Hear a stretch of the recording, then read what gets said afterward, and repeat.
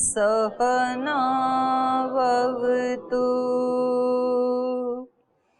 सहनौ भुनक्तु सह वीर्यं करवावहै तेजस्विनावधीतमस्तु मा विद्विषावहै। ओम शांति शांति शांति।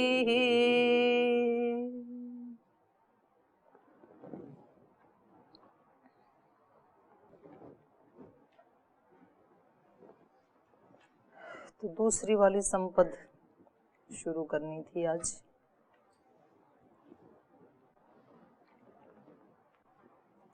दंभो दर्पोऽभिमानश्च क्रोधः पारुष्यमेव च अज्ञानं चाभिजातस्य पार्थः संपदम् आसुरीम्।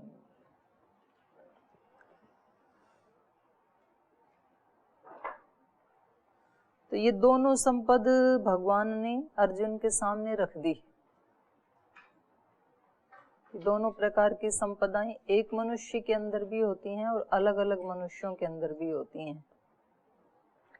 ऐसा नहीं है कि दैवी संपद रखने वाला एक अलग ग्रुप है देवों का और आसुरी संपद वालों का अलग ग्रुप है। मनुष्य में ही दोनों ही होती हैं। वो कब किसकी प्रधानता, कितना जागरूक है, किसको वो बढ़ाने में लगा है, किसको हटाने में लगा है, क्योंकि दोनों ही क्या है, अभिजातस्य। ये भी है ना, अज्ञानम च अभिजातस्य पार्थ संपदम आसुरीम। और उसमें भी यही बोला था ना, भवन्ति संपदम दैवीम अभिजातस्य भारत। तो कुछ गुण कुछ अवगुण वो साथ साथ ही रहते हैं, जन्म के साथ ही मिल जाते हैं। हम इस मनुष्य योनि में आए हैं तो कुछ अच्छे कर्म करके आए हैं पिछले जन्मों में, और कुछ भूलें भी हुई हैं। अच्छे कर्म किए हैं ये तो इस बात का प्रमाण है कि हम निम्न योनियों में नहीं गए, और कुछ तो भूलें रही हैं, इस बात का प्रमाण यह है कि हम मोक्ष को प्राप्त नहीं हो पाए, बीच में हैं अभी। तो दोनों हमारे साथ ही साथ रहते हैं, सब मनुष्यों में होते हैं ये, कुछ कम कुछ ज्यादा, रेशो अलग अलग होता है। तो जिसमें ऊपर वालों का रेशो ज्यादा है उसको दैवी प्रधान कह देते हैं, दिव्यता प्रधान कह देते हैं, और जिनमें नीचे वालों का अनुपात ज्यादा है उनको आसुरी प्रकृति वाले लोग कह देते हैं। तो उनको हम कभी भी बदल भी सकते हैं, कभी भी दैवी से आसुरी में जा सकते हैं, कभी भी आसुरी को अभिभव करके, अभिभूत करके दैवी में जा सकते हैं। तो दोनों इसके पास, जैसे एक जो बीज है ना, उसकी नियति ये है कि उसको नष्ट होना ही है।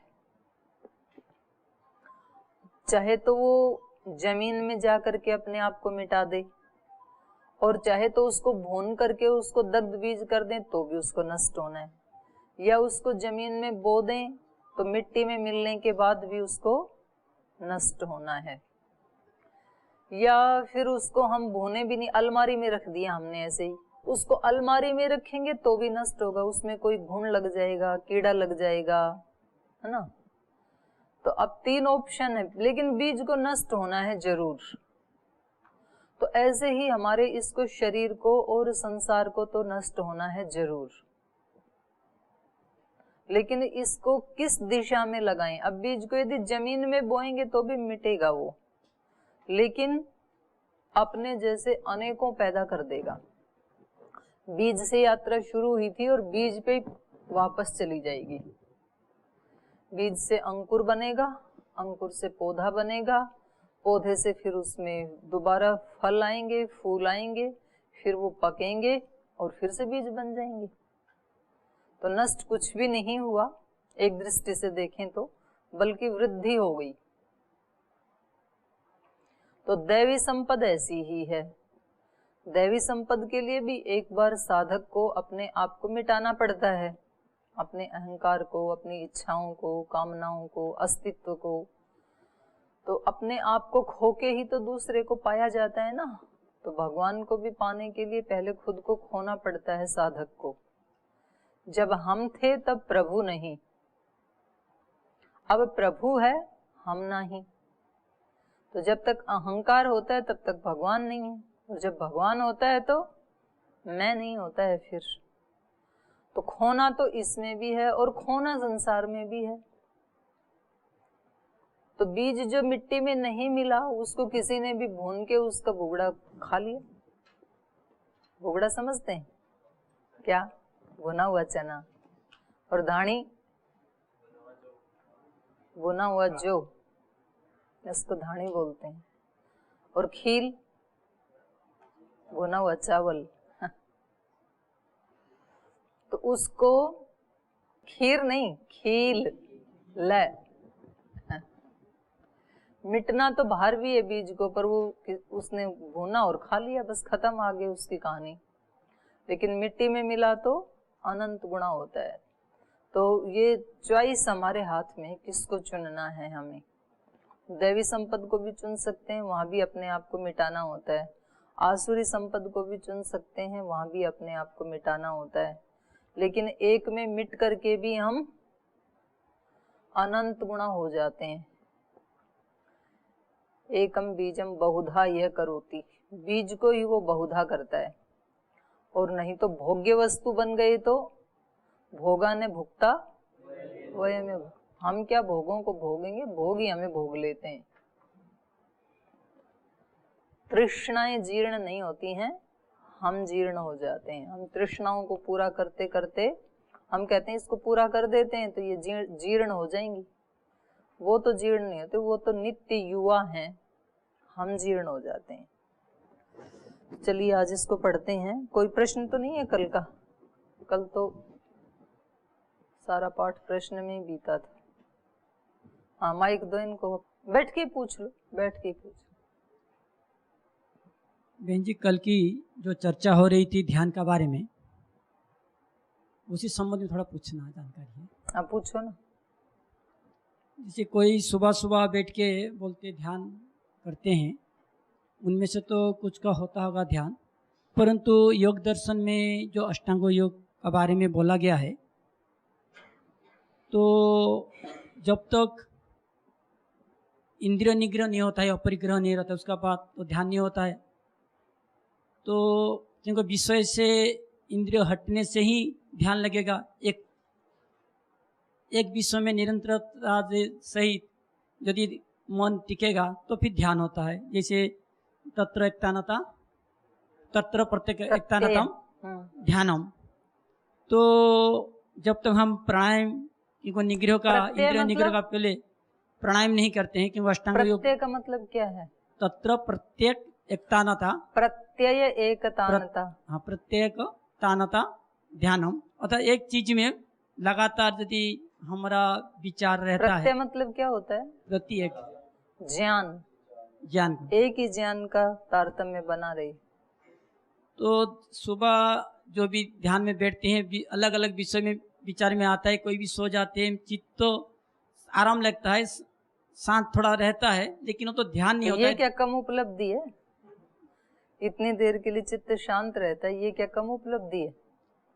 परंतु मेरा थोड़ा सा जिज्ञासा था, जब तक आपकी जिज्ञासा ये है कि पहले यम नियमों को सिद्ध करें, फिर आसन को सिद्ध करें, फिर प्राणायाम को सिद्ध करें, प्राण को सिद्ध करें, फिर प्रत्याहार होगा, फिर कहीं धारणा लगेगी, फिर ध्यान लगेगा।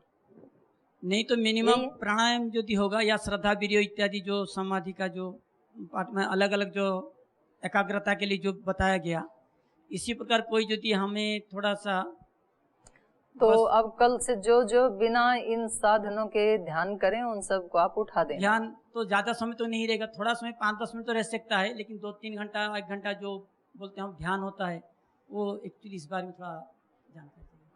तो मतलब आपका क्या कहना है कि वो सोते रहते हैं? तो अच्छी बात है, सोना भी तो अच्छा है।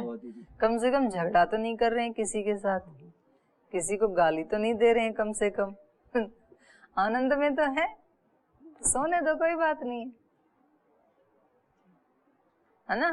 तो दूसरों की इतनी ज्यादा चिंता मत करो, थोड़ी तो ख्याल रखा करो अपने अड़ोसी पड़ोसियों का, उनको कोई असुविधा ना हो बेचारों को, पर इतना ज्यादा ख्याल मत रखो उनका कि वो सोए तो भी मतलब आपको लगे कि वो सो रहे हैं, देखो ध्यान के नाम पे।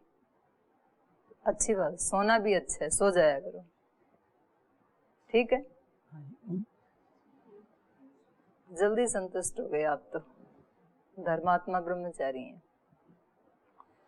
इसमें मतलब क्रमशः नहीं होगा, ऐसा नहीं है कि कुछ दिन हम केवल अहिंसा का अभ्यास करें, फिर सत्य का करें, फिर ब्रह्मचर्य का, सारे साथ ही होते हैं। क्योंकि कभी भी 100% परफेक्शन एक दिन में नहीं आता है, 100% पूर्णता एक दिन में नहीं आती है। तो ध्यान का अभ्यास भी करना है ना, ध्यान का अभ्यास होता ही नहीं है। हमारा मन यही उत्तर देता है जो आप दे रहे हैं ना। हम कहते हैं कि ध्यान करना है, बोले ऐसे थोड़ी ध्यान होता है। पहले तो यम नियमों का पालन करेंगे हम, फिर प्राणायाम करेंगे, फिर आसन में बैठना सीखेंगे, फिर प्रत्याहार होगा, फिर धारणा होगी, तब कहीं ध्यान होगा। ऐसे थोड़ी ध्यान होता है। लेकिन ध्यान के लिए किसी न किसी आसन में तो बैठना ही पड़ेगा ना। तो आप बोलो कि कितनी देर कर सकते हो आप ध्यान? 1 मिनट तो कर सकते हो कम से कम, ओनली 1 मिनट।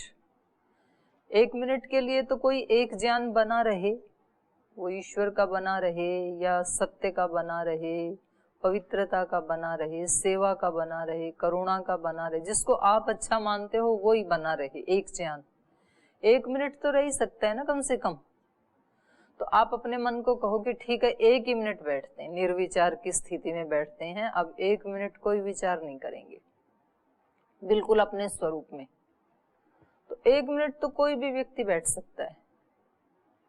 किसी ने प्राणायाम किया या नहीं किया, किसी ने यम नियमों का पालन किया या नहीं किया, और अब इसको 1 मिनट में जो रिलैक्सेशन मिल रहा है, जो इसको आराम लग रहा है, तो जरूर फिर वो 2 मिनट भी बैठने लगेगा, 3 मिनट भी बैठने लगेगा।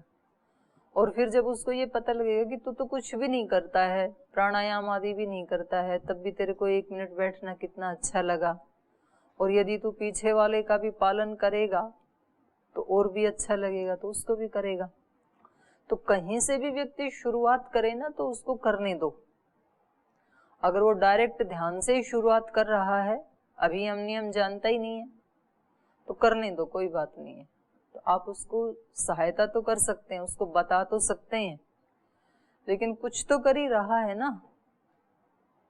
जब स्वामी जी महाराज योगासन करवाते हैं तो स्वामी जी जैसे बताते हैं, कुछ लोग तो उससे उल्टा ही करते हैं, कुछ का कुछ ही करते हैं।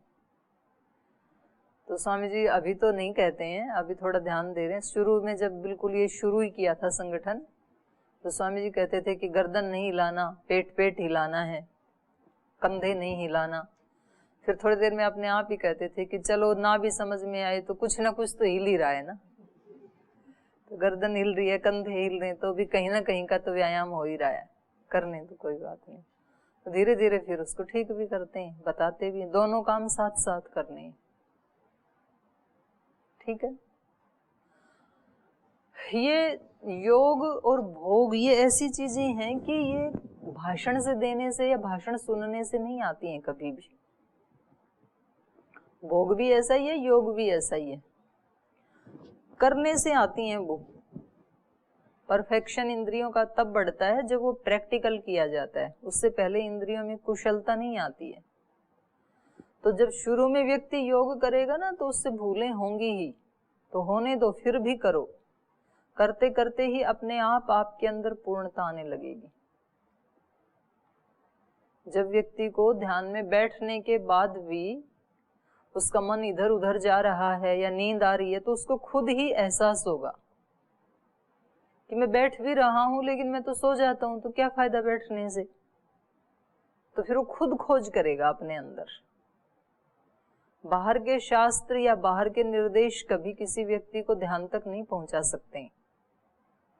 क्योंकि ध्यान तो लगता ही तब है जब व्यक्ति विचारातीत होगा।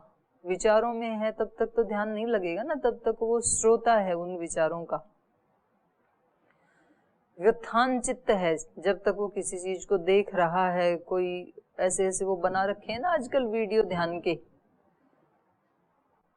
कुछ कुछ बनाते हैं सूरज चांद सितारे उसमें डाल डाल के, तो उसको देखेगा तब तक तो दृष्टा है, तो वो चित्त की व्युत्थान अवस्था है, निरुद्ध अवस्था नहीं है, वो एकाग्र अवस्था भी नहीं है।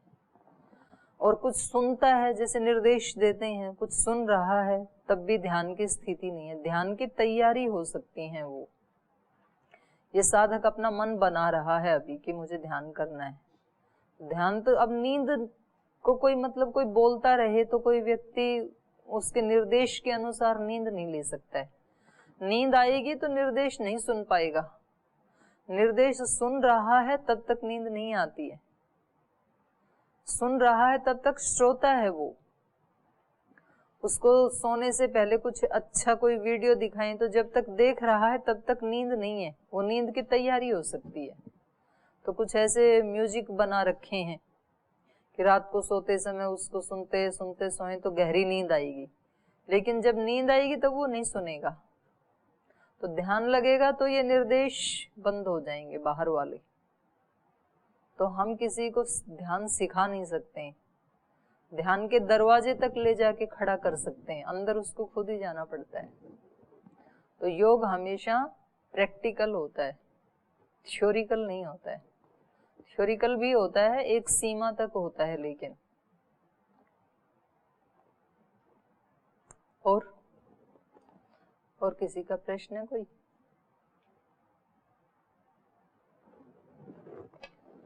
कल हम दंभ के बारे में पढ़ रहे थे। दंभ क्या होता है? दिखावा होता है, जो चीज अपने पास नहीं है उसको दिखाना, मतलब जो नहीं है उसको अच्छा दिखने की कोशिश करना। अच्छा दिखने की कोशिश तो होनी चाहिए क्योंकि ये आत्मा की डिमांड है, लेकिन वो किसी बनावटी चीजों से नहीं बल्कि ओरिजिनल चीजों से बनने की फिर प्रयास करना चाहिए। जैसे मानो किसी के पास निर्धनता है और वो दिखाता क्या है? धनवान जैसे दिखाता है, वैसे कपड़े पहनता है, वैसे संसाधन जुटाने की कोशिश करता है। तो इसका मतलब क्या है कि उसके अंदर से कोई चीज ऐसी है जो ऐश्वर्य को अच्छा मानती है और निर्धनता को बुरा मानती। ये यहाँ तो ये इतना तो ठीक है, लेकिन फिर उसको डुप्लीकेट चीजें लेके उसको छिपाने की कोशिश नहीं करनी, बल्कि वास्तविक धनवान बनने के लिए पुरुषार्थ करना है। तो इसलिए जब वो पुरुषार्थ नहीं करता है और उसको छिपाना चाहता है तो फिर वो दंभ बन जाता है। कोई व्यक्ति, कोई ब्रह्मचारी, मतलब उसके अंदर आध्यात्मिकता की इतने ज्यादा पावर है नहीं, शक्ति है नहीं, और जब बाहर जाता है तो वो स्वामी जी की नकल करने लगता है। जब शिविर आदि करवाता है ना किसी को, तो जैसे मंच पे बैठता है तो फिर जैसे महाराज जी आशीर्वाद देते हैं वैसे आशीर्वाद देने लगता है, वैसे माला देने लगता है दूसरे को, वैसे शब्द बोलने लगता है, उस स्टाइल में बोलने लगता है। तो गुरु का प्रतिरूप होना, ये इच्छा तो अच्छी है, होना ही चाहिए गुरु के अनुरूप शिष्य को, लेकिन वो दंभ करके नहीं होना चाहिए। अंदर से वैसा बनना चाहिए कि इसको नहीं कहना पड़े, इसको नहीं दिखाना पड़े, बल्कि दूसरे लोग कहें कि आप कहीं स्वामी जी के शिष्य तो नहीं है। जैसे पुत्र को देख करके लोग पूछते हैं ना, पिता का नाम पूछते हैं, कहीं आप फला व्यक्ति के पुत्र तो नहीं है? बोले हाँ हूँ। कैसे पता लगा आपको? बोले आपकी सकल सूरत मिलती है उनसे, आपकी वाणी व्यवहार, आपकी चाल, आपके लहजा उनसे मिलता है, तो पता लगा कि आप उनके पुत्र होंगे। तो हमारे जीवन को, हमारे आचरण को देख करके दूसरे लोग पूछें तब तो अच्छा है कि कहीं आप उनके बाबा जी के शिष्य तो नहीं है। बोले कैसे पता लगा आपको? बोले आपके वाणी व्यवहार आचरण से, पुरुषार्थ से, उससे पता लग रहा है कि आप उनके शिष्य होंगे। तो ये एक सीमा तक तो ठीक है, लेकिन जो है नहीं फिर वैसा दिखाना, तो वो फिर चीटिंग दूसरों के साथ नहीं है, वो चीटिंग अपने साथ है। वो धोखा दूसरे के साथ नहीं है, वो धोखा स्वयं के साथ है। तो स्वयं के साथ धोखा करके हम कैसे महान बन सकते हैं? इसलिए फिर ये असुरता में आ जाता है। तो ये मान बढ़ाई का दंभ हो सकता है, पूजा पाठ का भी हो सकता है। मतलब वहां पर ऐसे बैठ के पूजा कर रहे हैं, ध्यान कर रहे हैं, और अंदर से वैसी एकाग्रता की स्थिति है नहीं। तो आप ध्यान तो करो, पूजा पाठ तो करो, लेकिन अंदर बैठ के करो, दूसरों को दिखाने के लिए मत करो। करना तो चाहिए, दूसरे को दिखाने के लिए नहीं, अपने आप को अच्छा बनाने के लिए, कुछ ख्याति पाने के लिए, प्रसिद्धि पाने के लिए हम इस तरह के आचरण करते हैं ना, तो उसको फिर यहाँ पर आसुरी संपत्ति कह दिया है, वैसा दिखाना। सद्गुण की दृष्टि से, दुर्गुण की दृष्टि से भी दंभ करते हैं। दुर्गुण की दृष्टि से कैसे करते हैं? ये तो मैंने सद्गुण के बारे में बताया कि सद्गुण है नहीं उतने, तो भी सद्गुण दिखाने की कोशिश करता है व्यक्ति। दुर्गुण का कैसे होगा? दुर्गुण का दंभ कैसे होगा? दुर्गुण का दंभ ऐसे होता है कि जैसे हम मानो कहीं किसी के यहाँ विवाह शादी में गए, कहीं पार्टी में गए। मेरे को याद है हम रहते थे गांव में, और हमारे एक चाचा जी थे, वो रहते थे शहर में। तो जब उनके यहाँ उनकी बेटी की शादी हुई तो बुलाना ही था परिवार वालों को, तो हम वहाँ गए तो वहाँ कॉफी लगा रखी थी उन्होंने, कॉफी पीने की, चाय कॉफी होती है ना। हमने गांव में कभी कॉफी पी नहीं, तो वो सब लोग कॉफी पी रहे थे, आए हुए मेहमान भी। अब हमें ये लगे कि ये मतलब एक घूंट पी के देखा तो ऐसे लगे जैसे जला हुआ दूध है। कभी कॉफी पी नहीं तो अच्छी कड़वी कड़वी भी लगे। तो और मेरे चाचा की लड़कियां थी साथ में, मैंने कहा मेरे को तो अच्छी नहीं लग रही है। वो पी ले, नहीं तो सब बोलेंगे कि ये तो गंवार हैं, पी लो इसको, ऐसे नहीं डालते। तो मतलब एक घूंट लूं और आंख बंद करके ऐसे नीचे निगलूं उसको, क्योंकि वो पी ना जाए। और फिर भी थोड़ी सी पी के आधी उसके नीचे खिसका दी, पूरी तो पी भी नहीं, और राम राम करके निकले वहां से।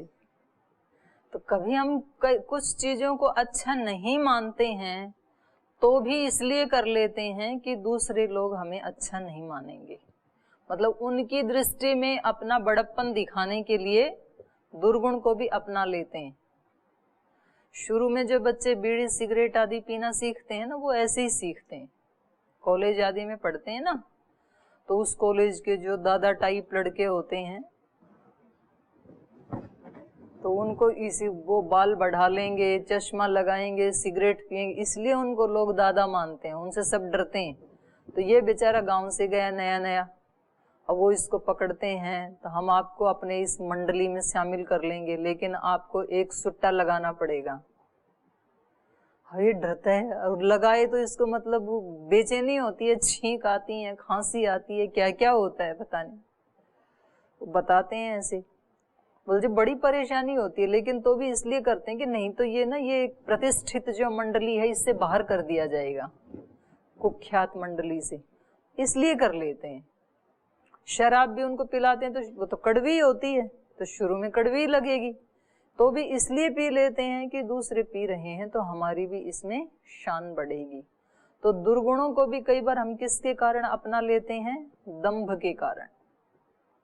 इसको दंभ कहते हैं। जिस चीज को हम ठीक नहीं मानते हैं, हमें भी पता है कि औकात से ज्यादा खर्चा नहीं करना चाहिए, फिर भी क्यों कर लेते हैं? दंभ के कारण। तो वो फिर दुखदायी होता है। जैसे कई ब्रह्मचारी, जिस दिन महाराज जी ने 100 दंड बैठक लगाई और इसके 25 में पैर दुख गए, तो भी लगाए जा रहा है कि आसपास वाले यूं कहेंगे कि ये तो अच्छा नहीं है। और फिर 3 दिन आके यहाँ रेस्ट करता है, वो बोल उठा ही नहीं जा रहा है, 3 दिन व्यायाम में नहीं गया। तो इससे अच्छा ये है कि 25 पे रुक जाते, या 26 लगा लेते अगले दिन, उससे अगले दिन 27 लगा लेते, कोई बात नहीं है। सबकी सामर्थ्य एक जैसी नहीं है ना। महाराज जी को 100 दंड बैठक लगाने में 50 साल लग गए प्रैक्टिस करने में, या 40 साल लग गए, तो आपको 40 साल के बाद वो प्राप्त हो जाएगा। तो ऐसे हम बहुत सारी चीजें किसके कारण करते हैं? दंभ के कारण करते हैं। तो अब हमें समझ में आ गया है। तो अब इसका ये अभिप्राय नहीं है कि जितना कर सकते हैं उतना भी नहीं करना है, ये इसका अभिप्राय नहीं है कि भाई मेरे को दंभ नहीं करना है, ऐसे मत बोलना। 2 लगा करके बैठ गए ऐसे कि हमें गीता में पढ़ाया था दीदी ने दंभ नहीं करना, इसलिए हम दंभ नहीं कर रहे हैं।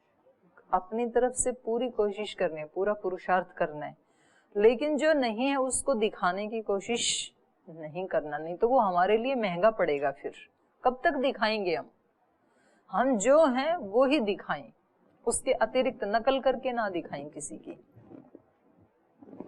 दंभ, दर्प, दर्प क्या होता है? घमंड। इसमें व्यक्ति के पास होता है और उसको दिखाना चाहता है। पहले वाले के पास तो था ही नहीं, बेचारे के पास धन भी नहीं था, वो दिखा रहा था, योग्यताएं नहीं थी, विद्या नहीं, बल नहीं, धन नहीं। इसके पास है, विद्या भी है, धन भी है, बल भी है, सब प्रकार की शक्ति है, लेकिन तो भी विनम्रता नहीं है, वो दिखाता है, उसको घमंड है उसको। तो इसको फिर संसार में अच्छा नहीं माना जाता है। लोग कहते हैं भाई तेरे पास है तो तू अपना खर्चेगा, तो दूसरों को नीचा दिखाने के लिए है क्या? विद्या पढ़ करता फिरे औरों का अपमान, नारायण विद्या नहीं ताही अविद्या जान। एक अगर जैसे घर परिवार में कई बार बच्चे ज्यादा पढ़ जाते हैं, उनको ज्यादा कंप्यूटर में टेक्नोलॉजी की चीजें ज्यादा आ जाती हैं, तो फिर वो उनके माता पिता जब पढ़ते थे तो उस समय कंप्यूटर था ही नहीं, तो उनको आती नहीं है, तो फिर वे अपने माता पिता का अपमान करते हैं, वो उनको बुद्धू मानते हैं, कम पढ़ा लिखा मानते हैं कि आपको तो कुछ नहीं पता है। और इसके पास कुछ ज्यादा पैसे हो गए, पिता बेचारा कहीं 4th क्लास की नौकरी करता था और उसने थोड़ा थोड़ा मेहनत करके इसको इतना ज्यादा पढ़ाया, अब ये अपने पिता से मिलने में ही मतलब वो एक अपमान, शर्म महसूस करता है कि कहता है जब मेरे दोस्त आए ना तब आप अंदर रहा करो, तब बाहर मत आया करो। तो ये इसके पास है ऐश्वर्य, लेकिन ऐश्वर्य का घमंड है। किसी व्यक्ति के पास विद्या है लेकिन वो दूसरों का हमेशा अपमान ही करता रहता है कि इनको कुछ नहीं आता है, तो ये विद्या नहीं है। विद्या ददाती, विद्या तो विनय देती है। अविनयी है यदि आप यदि घमंडी बन गए हैं तो फिर वो विद्या वास्तव में अविद्या बन जाती है। अगर आप उसका प्रयोग आप औरों का अपमान करने के लिए कर रहे हैं उस ज्ञान का, तो फिर वो विद्या नहीं है, वो तो अविद्या ही है फिर। तो इसलिए दर्प क्या है? आसुरी संपदा।